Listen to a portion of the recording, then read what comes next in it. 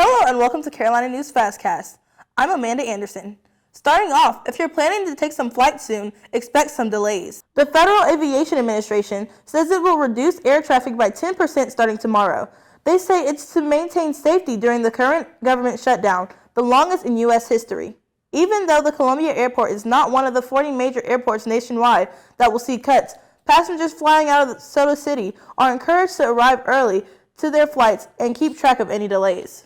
Another impact of the government shutdown, SNAP cuts. Here in South Carolina, over 500,000 people rely on food stamps. And at the University of South Carolina, USC's student government is having a food drive, their second annual Stuff the Bus event. Because of the SNAP cuts, our Aaron Smith reports that food drives like these are needed more than before.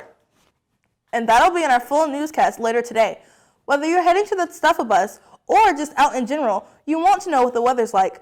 Our Amanda Allen has a look at the temps. Amanda? Thanks, Amanda. We're going to see a high of 70 degrees today. Got a little bit of slight wind gust out here. The leaves are falling down, definitely feeling like fall. Now these temps are going to rise up just a little bit in the next 2 days, but what you want to look out for is that we're going to have a cold front coming in Sunday into Monday, and it's going to be happening throughout the southeast, and I'm going to have more on what you can expect here in Columbia and the state just coming up in the show later today, so stay tuned. Back to you. Thanks, Amanda. And with this cold weather coming in, we aren't the only ones that are going to be a little chilly. In colder months, animals with arthritis can feel more pain. And at the Riverbank Zoo, animals from goats to gorillas are feeling the impacts. In our full newscast later today, our Nicole Smith will take a look at some of the critters receiving laser therapy treatment to combat the cold. Back to campus now. Residents at the new apartment complex, Gateway 737, say their cars are getting towed despite paying $100 a month for reserved parking spaces.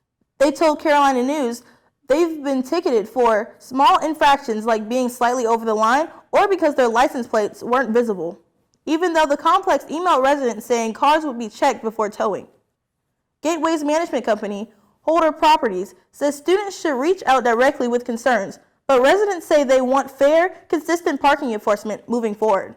Moving on now to sports, our Corinna Porter has a look at a team on a different campus. Corinna?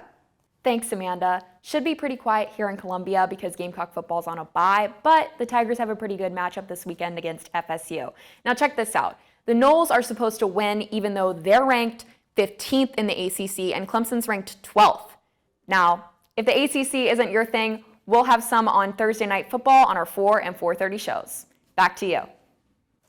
Thanks, Corinna. That wraps up our edition of Carolina News FastCast for today. We hope to see you at our 4 and 4:30 show later today.